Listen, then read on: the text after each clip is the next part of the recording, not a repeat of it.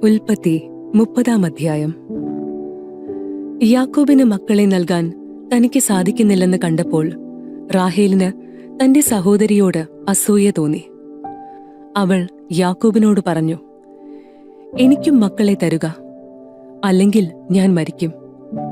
യാക്കോബ് കോപിച്ച് അവളോട് പറഞ്ഞു, ഞാൻ ദൈവത്തിന്റെ സ്ഥാനത്താണോ?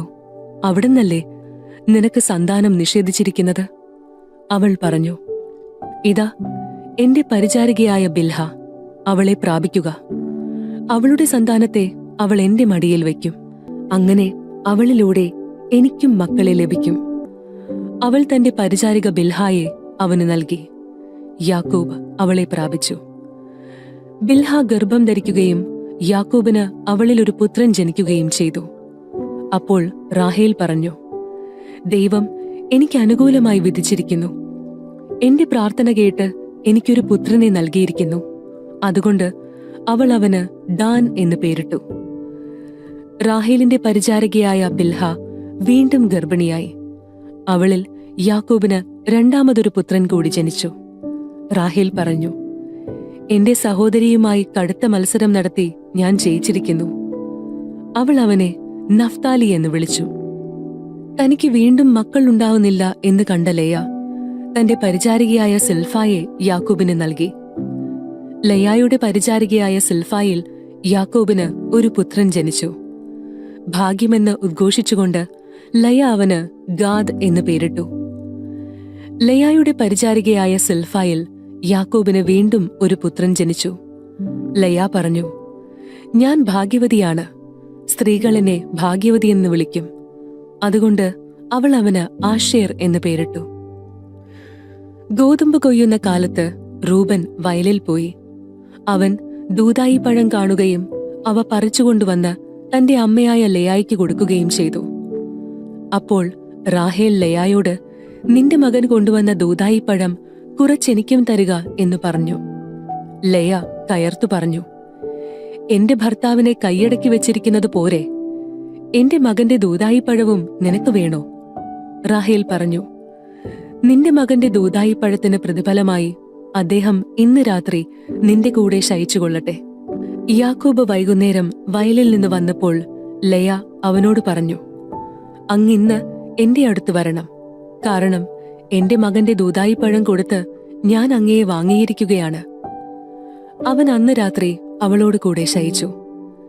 ദൈവം ലയായുടെ പ്രാർത്ഥന കേട്ടു. അവൾ വീണ്ടും ഗർഭം ധരിച്ച് യാക്കോബിന് അഞ്ചാമതൊരു മകനെ കൂടി നൽകി. എന്റെ പരിചാരികയെ ഭർത്താവിന് കൊടുത്തതിന് ദൈവം എനിക്ക് പ്രതിഫലം തന്നു എന്ന് പറഞ്ഞ് അവൾ അവനെ ഇസ്സാക്കർ എന്ന് വിളിച്ചു. ലയ വീണ്ടും ഗർഭിണിയായി. യാക്കോബിന് അവൾ ആറാമത്തെ മകനെ പ്രദാനം ചെയ്തു. ദൈവം എനിക്ക് നല്ല സമ്മാനം തന്നിരിക്കുന്നു. ഇനി ഭർത്താവ് എന്നോടൊത്ത് വസിക്കും. അവന് ഞാൻ 6 മക്കളെ കൊടുത്തിരിക്കുന്നല്ലോ എന്ന് പറഞ്ഞ് അവൾ അവന് സെബലൂൺ എന്ന് പേരിട്ടു. അവൾക്ക് ഒരു പുത്രിയും ജനിച്ചു.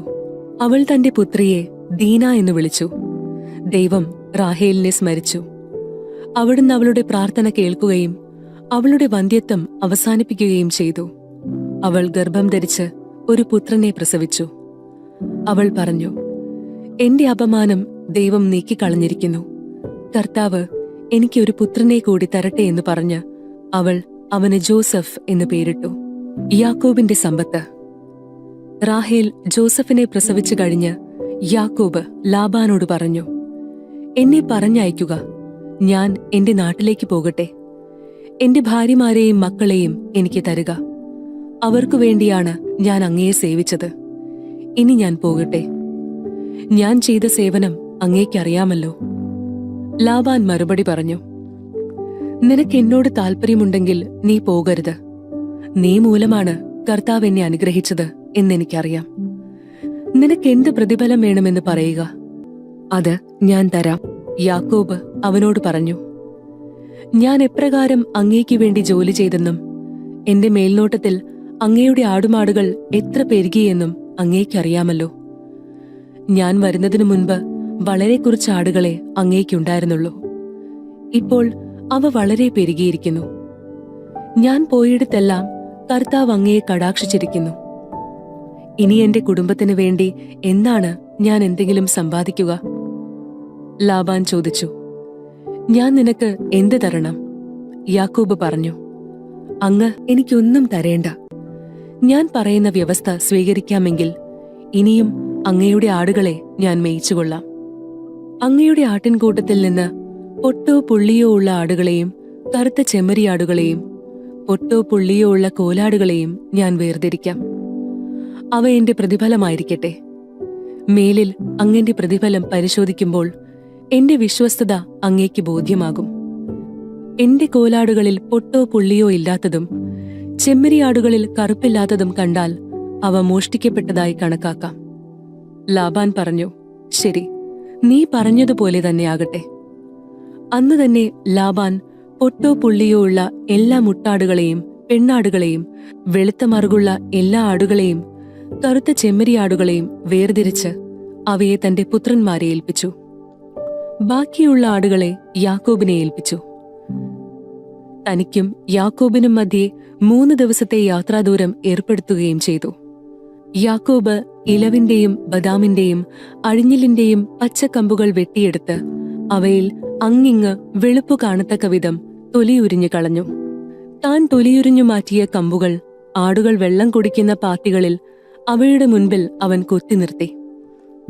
വെള്ളം കുടിക്കാൻ വരുമ്പോഴാണ് അവ ഇണചേരാറുള്ളത്. ആടുകൾ ഈ കമ്പുകളുടെ മുമ്പിൽ ഇണചേർന്നു. അവയ്ക്ക് പൊട്ടും പുള്ളിയും വരയുമുള്ള കുട്ടികളുണ്ടായി. യാക്കോബ് ചെമ്മരിയാടുകളെ വേർതിരിച്ച് ലാബാന്റെ കൂട്ടത്തിലെ വരയുള്ളതും കറുത്തതുമായ ആടുകളുടെ നേരെ നിർത്തി. തന്റെ കൂട്ടത്തെ ലാബാന്റേതിനോട് ചേർക്കാതെ മാറ്റി നിർത്തുകയും ചെയ്തു. കൊഴുത്ത ആടുകൾ ഇണചേരുമ്പോൾ അവൻ ഈ കമ്പുകൾ അവയുടെ കൺമുമ്പിൽ പാത്തികളിൽ വയ്ക്കും. തന്മൂലം കമ്പുകൾക്കിടയിൽ അവ ഇണചേർന്നു. എന്നാൽ മെലിഞ്ഞവ ഇണചേർന്നപ്പോൾ അവൻ കമ്പുകൾ നാട്ടിയില്ല.